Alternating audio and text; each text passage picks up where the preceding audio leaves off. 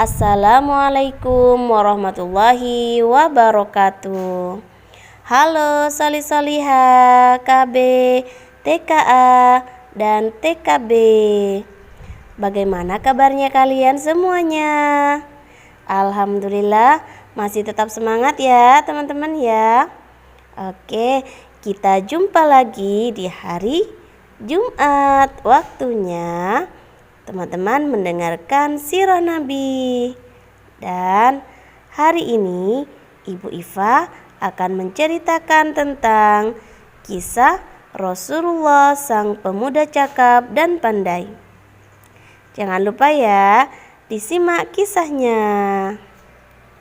Pada masa Nabi Muhammad melewati masa remajanya dengan menggembalakan kambing, beliau pernah berkata kepada sahabatnya, Musa diutus, dia menggembala kambing. Daud diutus, dia menggembala kambing. Dan aku diutus juga untuk menggembala kambing keluargaku di Adyat. Dan sambil menggembala, pikiran Nabi Muhammad menerawang.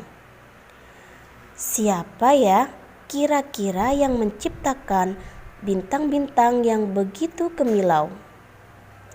Dan siapa juga ya yang membuat udara untuk kuhirup?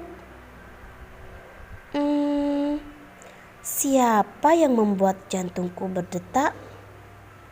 Dan siapa yang membuat matahari mengejar bulan dan bulan mengejar matahari? Ribuan pertanyaan seperti itu membuat Nabi Muhammad selalu sibuk berpikir. Hal itu membuat akhlak beliau terjaga dengan baik dari perbuatan-perbuatan buruk yang sering terjadi di kota Mekah. Pada saat itu, orang menyembah patung ada di mana-mana. Laki-laki dan perempuan yang bukan suami istri sering pergi berduaan. Orang-orang melakukan tawaf tanpa busana. Pesta mabuk-mabukan setiap malam.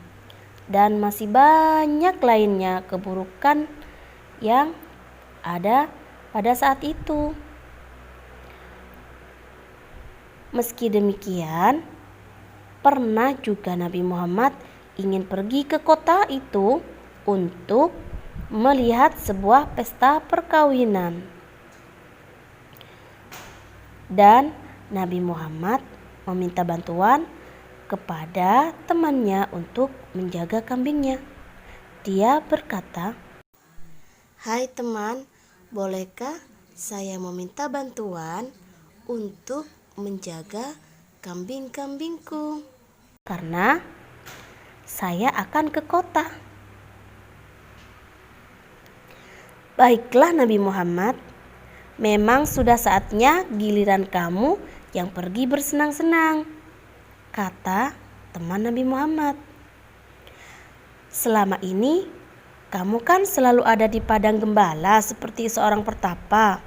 Jadi sebaiknya kamu juga pergi ke sana. Dan Nabi Muhammad pun pergi memasuki kota Mekah.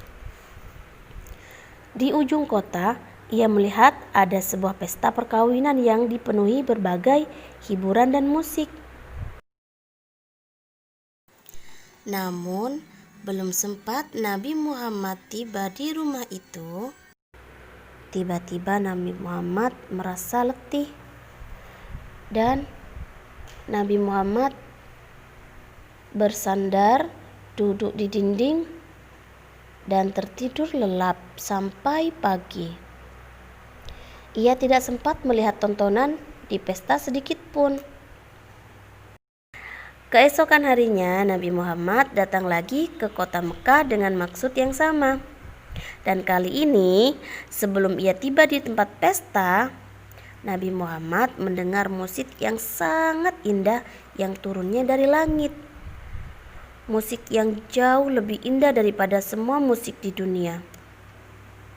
musik itu dapat membuai Nabi Muhammad dan ia pun kembali tertidur. Ketika Nabi Muhammad terbangun, beliau melihat pertunjukan yang tidak beliau suka dan pada akhirnya beliau tidak ingin melihatnya lagi. Dan di perjalanan Nabi Muhammad bertemu dengan sahabatnya Maisarah. Dia adalah teman yang baik. Dan dengan senang hati Maisarah menunjukkan dan menceritakan sejarah berbagai tempat menarik yang mereka lewati. Muhammad juga menemui bahwa anggota kafilah yang lain sangat ramah dan akrab terhadapnya. Setelah 1 bulan berjalan, tibalah mereka di Syria. Dan setelah beristirahat beberapa hari, mulailah para pedagang menuju ke pasar. Walaupun ini adalah pengalaman pertama, Nabi Muhammad sama sekali tidak bingung dengan tugasnya.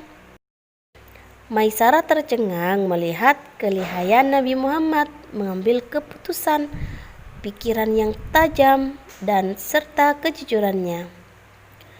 Semua barang yang mereka bawa laku terjual dengan jumlah dan keuntungan yang belum pernah didapatkan Khadijah sebelum itu.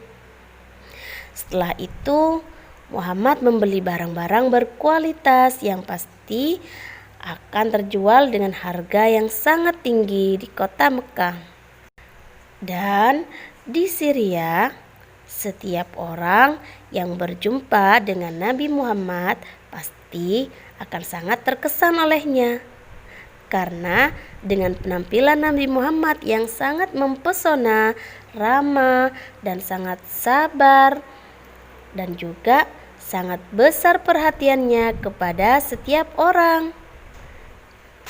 Di tengah-tengah kesibukan itu, Maisarah melihat bahwa Nabi Muhammad selalu memanfaatkan setiap waktu senggang untuk menyendiri dan berpikir.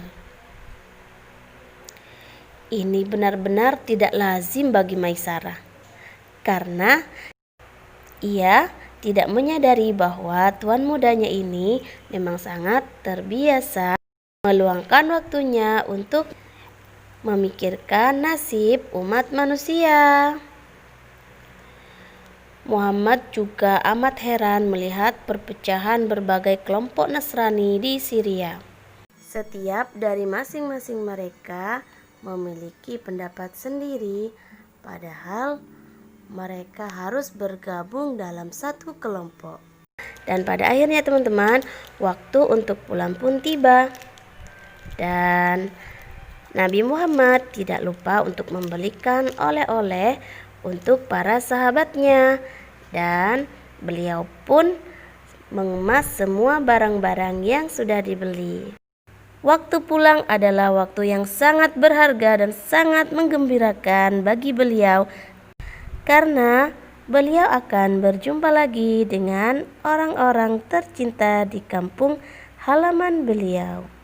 Oke teman-teman, barusan adalah kisah tentang seorang Rasul yang cakap dan pandai. Terima kasih teman-teman sudah menyimak kisah Nabi yang sudah teman-teman simak. Semoga kita semua bisa menirukan sifat baik Rasulullah. Amin. Dan cukup sampai di sini dulu ya Siroh dari Ibu Iva. Sampai jumpa dengan Siroh minggu depan. Wassalamualaikum warahmatullahi wabarakatuh.